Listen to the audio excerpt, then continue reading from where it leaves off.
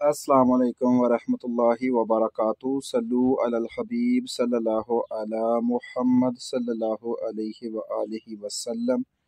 अल्लाह अज़्ज़ा वजल आप सब पर अपना खास करम फरमाए, दोनों जहानों की भलाइयाँ अता फरमाए, खुशियाँ अता फरमाए, हर दुख और तकलीफ़ से महफूज रखे। अल्लाह पाक हम सब को इस दुनिया में रहकर मौत की तैयारी करने की तौफीक अता फरमाए। अल्लाह के करम और अल्लाह के फ़ज़ल से अल्हम्दुलिल्लाह सुम्मा अल्हम्दुलिल्लाह 4 अप्रैल को 27 मार्च को बच्चे का इंटरव्यू हुआ था। 4 अप्रैल को अल्हम्दुलिल्लाह वीज़ा लगा और अल्लाह ताला का लाख लाख शुक्र। माशाल्लाह गुजरांवाला से ये बच्चा था, बहुत मेहनत और हार्ड वर्कर बच्चा था। और ये माशाल्लाह पाकिस्तान में इस बच्चे से मुलाकात भी हुई थी और ये बच्चा बगैर मेरे एड्रेस बताए हमारे घर पहुंचा। इसकी ये बहादुरी थी, इसका मतलब है कि समझदार बच्चा था। अल्लाह पाक इसको तंदुरुस्ती दे, सेहत दे। बकौल बच्चे के 4 तारीख को जिन लोगों के पासपोर्ट मिले हैं उनमें ज़्यादातर वीज़े जो थे वो रिजेक्ट थे और अल्लाह के फजल से इसका लगा हुआ था। बहुत खुश हुआ बच्चा, ज़ाहिरी बात है। उसके वालिद साहब यहाँ यूनान में रहते हैं, वो भी बहुत खुश हुए होंगे। जब इंसान को अपनी औलाद कामयाब होती नज़र आती है तो उसे ज़रूर खुशी मिलती है। अल्लाह ताला का शुक्र है कि बच्चे की मेहनत रंग लेके आई। इसमें बच्चे की मेहनत है, अल्लाह का करम है, उसके वालिदैन की दुआएं हैं और थोड़ी बहुत हमारी भी मेहनत है। ज़्यादातर मेहनत बच्चे की है। मेरे बच्चे के साथ रब्ता बिल्कुल नहीं हो सका था और ये वाहिद बच्चा है जिसने बार बार कॉलें करके बताना चाहा कि हमारा वीज़ा लग गया। वरना जब वीज़ा लग जाता है तो लोग कोशिश करते हैं कि अब कोशिश करें कि जान ही छुड़ा लें।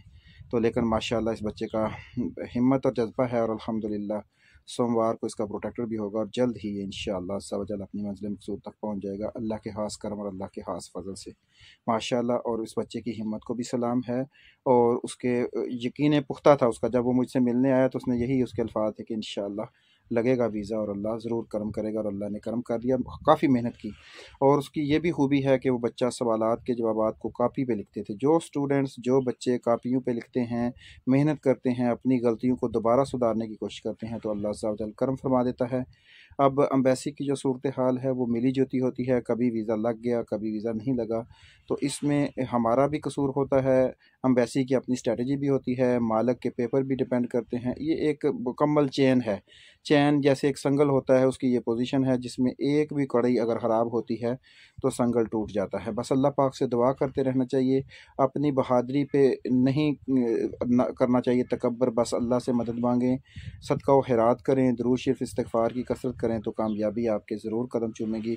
अल्हम्दुलिल्लाह आज इस बच्चे से बात हुई और बहुत ज़्यादा खुशी हुई कि वो, उनके वालिद साहब यूनान में होते हैं, वो अपने वालिद का सहारा बनेगा क्योंकि उनके वालिद साहब बूढ़े हो रहे हैं। उस बच्चे की ख्वाहिश भी यही है कि वो खुद यूनान में आए और अपने वालिद को पाकिस्तान भेजे ताकि वो आपकी बका जो ज़िंदगी है वो सुकून से गुजार सकें।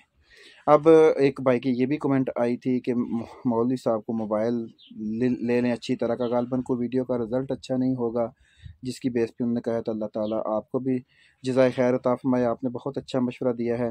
अब ज़िंदगी की जिस स्टेज पे हम हैं और हम अब तकरीबन मौत के अलावा और मेरा ख़्याल है हमें और किसी चीज़ का इंतज़ार भी नहीं है। शादी भी होगी, बच्चे भी हो गए, पैसा भी कमा लिया, सब कुछ कर लिया, तो अब मौत ही आने वाली है। तो जब मौत ही आने वाली है तो मोबाइल पुराना पीछे ही छोड़ के जाना है तो कोई मसला नहीं। मेरा ख़्याल अब इसी से वक्त पास करते हैं, जितना होता है। तो आपने अच्छा मशवरा दिया है, यकीनन आप हमारे दर्द के साथी हैं, हम दर्द हैं हमारे। तो आपने मशवरा दिया, लेकिन अब हमारी ये उम्र इस स्टेज पे पहुंच चुकी है कि अब ये ज़िंदगी की अय्याशियाँ जो हैं इसकी हमें ज़रूरत नहीं है वैसे। लेकिन इंशाअल्लाह अज़्ज़ा वजल आपने क्योंकि मशवरा दिया है और मशवरा जो होता है वो अमानत होती है, इस पर कभी इंशाअल्लाह अमल करने की कोशिश करेंगे। जब तक ये काम चल रहा है इस मोबाइल से चलाएंगे और जैसे ही ना चला तो फिर इंशाअल्लाह इसके ऊपर कोशिश करेंगे। बाकी मेरे साथियों, बच्चों, यही मेरी आपसे इल्तिजा है कि मेहनत करें, स्ट्रगल करें, हिम्मत ना हारें। और अगर अल्लाह ना करे किसी वजह से वीज़ा रिजेक्ट भी हो जाता है, कोई परेशानी भी आ जाती है तो आपने अपनी हिम्मत नहीं हारनी।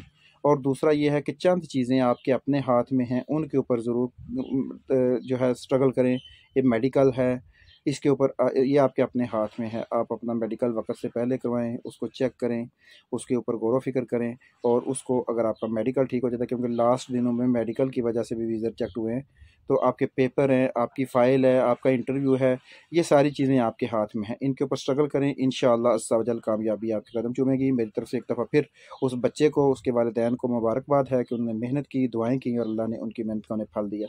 आप लोगों का भी शुक्रिया है कि आप लोग हम पर एतमाद करते हैं, हम पर यकीन करते हैं, अपने केसेस हमें देते हैं, उसके ऊपर हम स्ट्रगल करते हैं, आप भी स्ट्रगल करते हैं और अल्लाह अज़्ज़ा वजल उसका अच्छा रिज़ल्ट अता फ़रमा देता है। अल्लाह का भी शुक्र, और अल्लाह ताला का शुक्र इसी सूरत में है कि आप सदका व खैरात भी करें ताकि आपकी परेशानियाँ दूर हों। अपना ढेरों ख्याल रखिएगा, दुआओं में हमें भी याद रखिएगा।